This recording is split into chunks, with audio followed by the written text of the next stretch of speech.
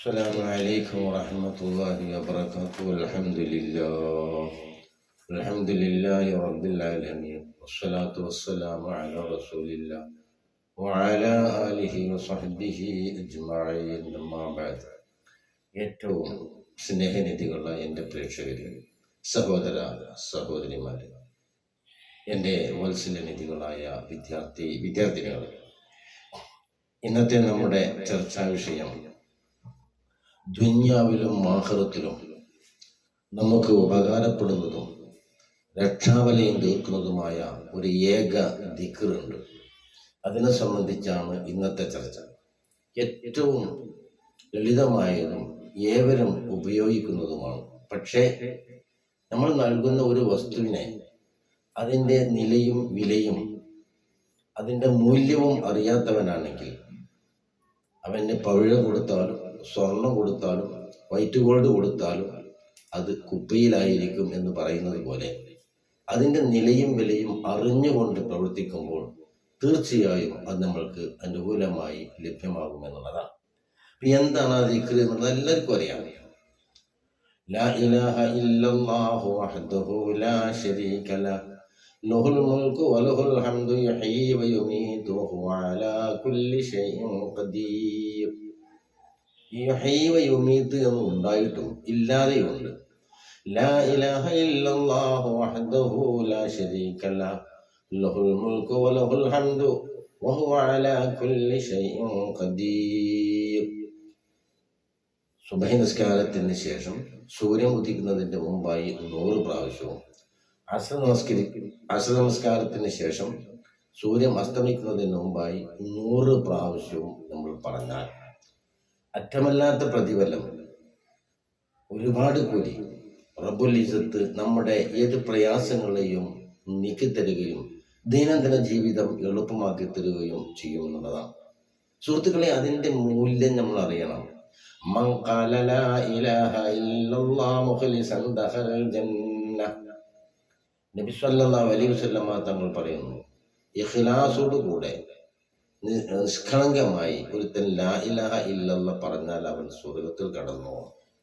അതാണല്ലോ മഹാനായ അബൂ ഹുറൈറ റളിയല്ലാഹു അൻഹുവിന്റെ അടുക്കൽ അല്ലാഹുവിന്റെ റസൂൽ ചെരുപ്പ് കൊടുത്തിട്ട് പറഞ്ഞത്, മൻ ഖാല ലാ ഇലാഹ ഇല്ലല്ലാഹ് ദഖലൽ ജന്ന. ആരെങ്കിലും ലാ ഇലാഹ ഇല്ലല്ലാഹ് പറഞ്ഞാൽ സ്വർഗ്ഗത്തിൽ കടന്നു. ഈ ചെരുപ്പുമായി ഓടി ചെന്നിട്ട് ഉമർ ഖത്താബ് റളിയല്ലാഹു അൻഹുവിന്റെ മുമ്പിൽ ചെന്നുകൊണ്ട് പറഞ്ഞു, മൻ ഖാല ലാ ഇലാഹ ഇല്ലല്ലാഹ് ദഖലൽ ജന്ന. ഉടനെ ഉമർ ഖത്താബ് റളിയല്ലാഹു അൻഹു ഒരു അടി അങ്ങോട്ട് കൊടുത്തു. ആരെ പറഞ്ഞു? നബി സല്ലല്ലാഹു അലൈഹി വസല്ലം തങ്ങൾ പറഞ്ഞു, മൻ ഖാല ലാ ഇലാഹ ഇല്ലല്ലാഹ് ദഖലൽ ജന്ന. അല്ലാഹു റസൂലിന്റെ അടുക്കൽ ചെന്നു, നബി ഇങ്ങനെ പറയുന്നു, ശരിയാ? അതെ. അപ്പോൾ അള്ളാഹുവിന്റെ റസൂലിനോട് പറഞ്ഞു, നബിയെ, ഇസ്ലാമിന്റെ ആദ്യഘട്ടമാണ്. ജനങ്ങളെ ഇബാദത്തെടുത്ത് ശീലിക്കുന്നു. അതുകൊണ്ട് ജനങ്ങളൊക്കെ ഒന്ന് ആ ഇബാദത്തിൽ ലയിക്കട്ടെ എന്ന് പറഞ്ഞപ്പോൾ അള്ളാഹുവിന്റെ റസൂല് അതിന് അനുവാദം കൊടുത്തു എന്നുള്ളതാണ്. അപ്പോൾ ഇത്രമാത്രം ശ്രേഷ്ഠമായ ഒരു ദിക്റാണ്. തന്നെയല്ല, അഫ്ളലു മാ ഖുൽതു അന വന്നബിയ്യൂൻ, ഞാൻ പറഞ്ഞതിൽ ഏറ്റവും ശ്രേഷ്ഠമായ വചനം എൻ്റെ ശേഷം വന്ന എൻ്റെ മുമ്പുള്ള അമ്പിയാക്കളും പറഞ്ഞ വാക്കിൽ വെച്ച് ഏറ്റവും ശ്രേഷ്ഠമായത് ലാ ഇലാഹ ഇല്ലല്ലാഹു വഹ്ദഹു ലാ ശരീക ലഹു ലഹുൽ മുൽക്കു വലഹുൽ ഹംദു വഹുവ അലാ കുല്ലി ഷൈഇൻ ഖദീർ. അതാണ് ലാ ഇലാഹ ഇല്ലല്ലാഹ്. ഒരുപാട് ആരാധനമൂർത്തികൾ ലോകത്തുണ്ടെങ്കിലും നീ ഒഴികെ ഒരു ഇലാഹില്ല. ലാ ഇലാഹ ഇല്ലല്ലാഹ് വഹ്ദഹു, നീ തനിച്ചവനാ, ഒറ്റക്കുള്ളവനാ, നീ ഏകനാണ്. വഹ്ദഹു, ഏകൻ എന്നുള്ള വാക്ക് അള്ളാഹ്ക്ക് മാത്രമേ ഉപയോഗിക്കുള്ളൂ. വഹ്ദഹു ലാ ശരീക ലഹു, നിനക്കൊരു കൂട്ടുകാരില്ല, നിനക്കൊരു പങ്കുകാരില്ല. ലഹുൽ മുൽക്കു, ആകാശഭൂമിയുടെ എന്നല്ല, നിന്റെ ഏതെല്ലാം സൃഷ്ടിപ്പുകളുണ്ടോ അതിന്റെ മുഴുവനും ആധിപത്യം നിനക്കാണ്. വലഹുൽ ഹംദ്, ഹംദ് നിനക്കാണ്, സ്തുതി നിനക്കാണ്. യുഹ്യി വയുമീത്, നീ ജീവിപ്പിക്കുന്നവരും മരിക്കുന്നവരുമാണ്. ഹുവ അലാ കുല്ലി ഷൈഇൻ ഖദീർ. അവൻ എല്ലാ വസ്തുക്കളുടെ മേലും കഴിവുള്ളവനാണ്. അതാണ് നബി സല്ലല്ലാഹു അലൈഹി വസല്ലം തങ്ങൾ മുമ്പ് കഴിഞ്ഞു പോയ അമ്പിയാക്കളും പറഞ്ഞ വാക്കിൽ വെച്ച് ഏറ്റവും ശ്രേഷ്ഠമായത് അഫ്ദലു മാ ഖുൽതു അന വന്നബിയൂന എന്ന് പറഞ്ഞത് നബിമാരും നബി സല്ലല്ലാഹു അലൈഹി വസല്ലം തങ്ങൾ പറഞ്ഞ വാക്കിൽ വെച്ച്. അതുകൊണ്ട് അതാണ് നമ്മൾ പറയുന്നത്. ഒരിക്കൽ അബൂ ഹുറൈറയോട് നബി സല്ലല്ലാഹു അലൈഹി വസല്ലം തങ്ങൾ പറഞ്ഞു, യാ അബാ ഹുറൈറ ഇന്ന കുല്ല ഹസനത്തിൻ തുഅമലുഹാ തുസൻ യൗമൽ ഖിയാമ ഇല്ലാ ഷഹാദത അല്ലാ ഇലാഹ ഇല്ലല്ലാഹ്.